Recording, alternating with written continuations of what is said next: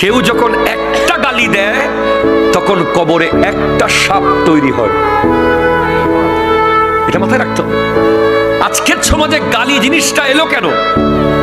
আপনি যদি গবেষণা করেন গালি কিভাবে এলো, গালি কোত্থেকে এলো, গালি কেন সৃষ্টি হলো, উত্তর আসবে ক্ষমা যেদিন বিদায় হয়েছে গালি সেদিন এসে গেছে। ঠিক কিনা বলেন? যদি ক্ষমা থাকতো, হ্যাঁ ভাই ঠিক আছে, আচ্ছা যান ভাই যান, যা হয়েছে হয়েছে। আপনি গাড়িতে বলেন, অফিসে বলেন, রাস্তায় বলেন, সমাজে বলেন, পরিবারে বলেন, জীবনে বলেন, দেশে বলেন, গোটা বাংলাদেশের প্রত্যেকটা সেক্টরে যদি একটা জিনিস ক্ষমা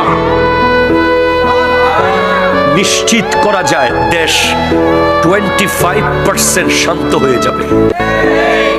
এখন কেউ ক্ষমা করতে পারে না, সবাই প্রতিশোধ নিতে চায়। ঠিক কিনা জোরে কথা বলে?